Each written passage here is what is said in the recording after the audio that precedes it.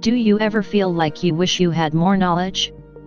Like you could do with being just a little bit more intelligent? Or a little less confused? Do you ever wonder whether your cognitive gifts as a human being could be put to better use, or extended to a higher level? Clearly the question of intelligence is all the rage right now, as we seemingly stand on the cusp of an AI revolution. But, actually, do we also have all we need for a true transcendence still hidden untapped inside our own heads? Welcome back to our channel, and today we're taking a closer look at how to unlock your brain. Do you need the big questions answered? Are you constantly curious? Then why not subscribe to Everything But What for more clips like this one? And ring the bell for more thought-provoking content. The human brain is sometimes described as the single most complex structure in the known universe. We've simply found nothing else that's quite like it, and we owe everything to our brains in terms of our species' story up until this point. The human brain is a marvel of evolution, packing about 100 billion neurons into something that weighs approximately 3 pounds only. Despite its relatively small size, however, it's only about 2% of our total body weight. The brain consumes roughly 20% of our energy intake. Ultimately, it has enough processing capacity to handle a billion operations per second. In general, it's the high neuron density inside our brains that distinguishes us from other species. For example, while an elephant's brain is physically larger, it's not as densely packed with neurons as ours is, plus elephant neurons are spread differently within their brains, and so elephants aren't as intelligent as we are. The human brain is also remarkably adaptable.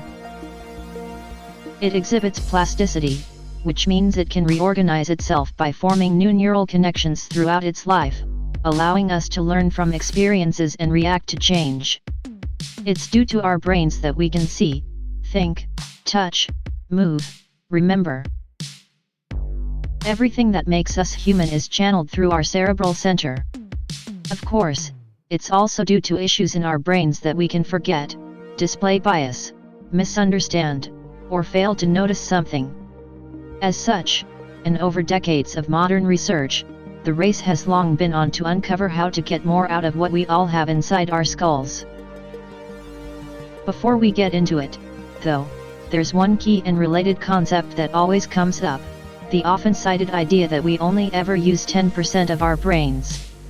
Thanks to science fiction, including various characters with seeming superintelligence, it's then assumed that 90% is just sitting there, forever humming with potential but never actually accessed. Broadly, however, modern neuroscience has debunked this as a myth. Brain imaging studies have consistently shown that even simple tasks engage multiple brain regions, indicating that the entire brain is active and involved in various functions all the time. It's simply the quest for efficiency that shapes how the brain is used at any one moment, rather than any of it being shut off by default. Indeed, much of our brains are already always on, busily completing all the tasks necessary just to keep us alive. If 90% of our brains really were to go dark, then we actually wouldn't live to tell the tale. If 90% were never to have been used in the first place, then we likely wouldn't have reached this point, either. The allure of a literally untapped well of brain potential persists due to several factors, including the complexity of this immense organ, and the existence of unconscious processes. It's certainly true, then, that there's a lot we still don't know about the brain. Efforts toward mapping it are becoming more and more refined, and the unknowns are steadily being removed, but there are gaps that remain.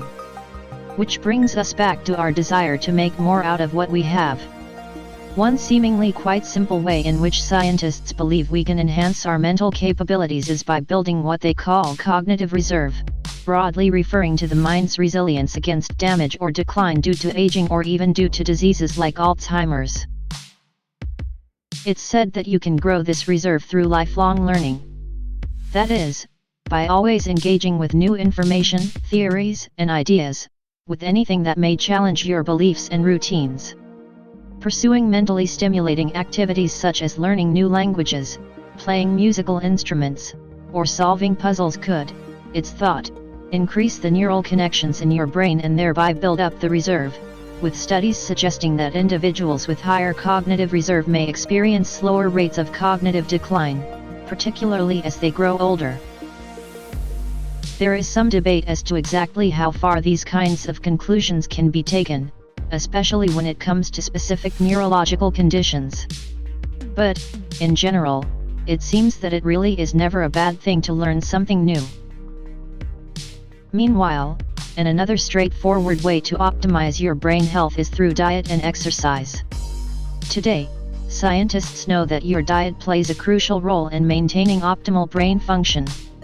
Consuming foods that are rich in omega-3 fatty acids, antioxidants, and vitamins E and K, in particular, can support healthy cognition. Omega-3 helps with memory, antioxidants slow the death of neurons, vitamin E helps with that plasticity, and K is said to keep the brain young. Here, though, there's perhaps no secret trick, and the best advice is to follow the general advice given by almost all nutritionists, to follow a varied and balanced diet, without stacking up on processed and unhealthy foods. At the same time, and today arguably more than ever, researchers know that regular physical exercise isn't just for bodily health but also for mental performance. For example, cardiovascular exercise increases blood flow to the entire body including the brain, which it's thought may directly encourage neurogenesis, the creation of new neurons. In this case, then, exercise is more than even just the endorphins that are now so famously released, and which can tackle various mental health issues. As well as that, exercise could be an easy opportunity for you to tap deeper into your brain, potentially enabling you to become smarter. In fact, there are now multiple studies revealing a positive link between regular exercise and increased intelligence. But finally, and if running every day just isn't for you, then there's reason to believe that there is another way. And, although it's a field that's attracted its fair share of skepticism in the past, it is increasingly believed that mindfulness and meditation offer certain key and specific benefits, including toward enhancing neuroplasticity. Mindfulness meditation has been shown not only to reduce stress but also to potentially increase gray matter density in some parts of the brain, such as in regions associated with memory, with processing emotion, and with broadening perspectives. Here, we can see how this once vague practice has come to be associated with, again, challenging the brain into forming new ideas. Which is something that science in general knows is important as we move through life. It's now thought that mindful practices help us become more aware of the present moment, yes, but also to increase our concentration in other parts of our lives, to improve our focus, and to advance what our brains are capable of knowing and storing. Clearly, when trying to master complex tasks, or even just trying to solve problems in everyday life, these are potentially crucial cognitive skills. So, what's your verdict? Which of these methods do you think to be best when it comes to getting the most out of your brain? Is there anything in particular that you wish you knew more about? Or that you'd like to become better at? Let us know your thoughts and experiences in the comments. Of course, and circling back to that AI revolution we referenced at the top of this video, it could soon be that we'll have new ways to push our minds further. With the advent of brain implants and the potential arrival of other seemingly more insidious tech wearables, there are countless possible routes down which humanity might travel. Perhaps for the better, perhaps for the worse, although that's for another episode. For now, what's clear is that you can make meaningful tweaks and changes even without near-future machines. You can see your own mind, and raise it. Because that's how you can really unlock your brain. You are a conscious being, but what does that actually mean? Consciousness is something that's difficult to define, but it is universally understood and experienced. It's been described as the most familiar and yet most mysterious aspect of our lives. But where does it come from and what is it exactly? Welcome back to our channel, and today we're answering the extraordinary question, What is consciousness? Do you need the big questions answered? Are you constantly curious? Then why not subscribe to Everything But What for more clips like this one? And ring the bell for more thought-provoking content. Consciousness is such a strange phenomenon that no one really knows how to explain it. Despite debating for thousands of years, philosophers haven't been able to reach a consensus on its nature, and neither have scientists in the modern era. Some argue that it cannot be studied, or that it's nothing more than an illusion. Even a definition is hard to agree on. But one that academics tend to use is that a conscious being is aware of its environment, itself, and its perception. Deciding which beings fulfill these criteria is another story. Testing for consciousness in other animals is challenging, as while it's relatively easy to test for environmental awareness, determining self-awareness is much harder. One way to do so might be to communicate with an animal directly, but even then, there's still room for doubt. Coco the gorilla, for example, was able to learn sign language, use personal pronouns, and discuss her emotions. However, there's debate over whether this indicated consciousness, or whether Coco was simply following unconscious cues and prompts from her trainers. Throughout history, many have viewed consciousness as a special attribute that separates humans from other animals, a gift from the gods. It's been seen as something that we all have, but which can never be explained and doesn't have a physical basis. However, that perspective began to change in the 17th century, as thinkers like René Descartes began to struggle with the relationship between the mind and the brain. In the 18th century, physicians and physiologists started to uncover the importance of the brain in how we think.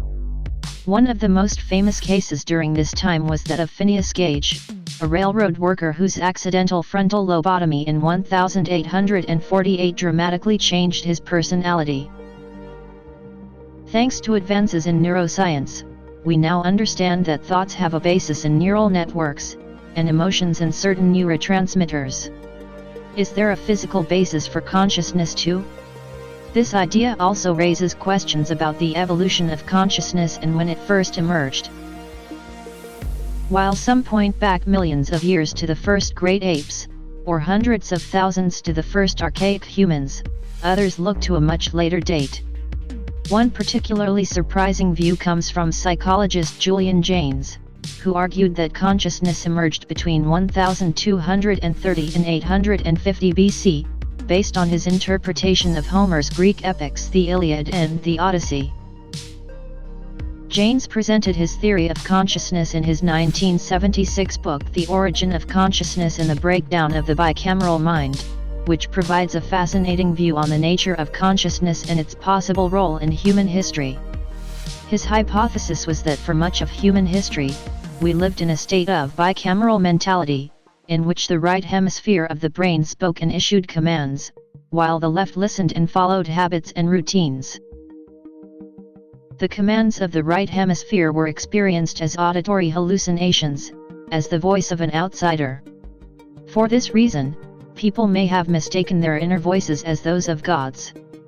In an increasingly complex world that required more problem-solving, however, this split mentality eventually broke down, allowing a deeper connection and leading to consciousness.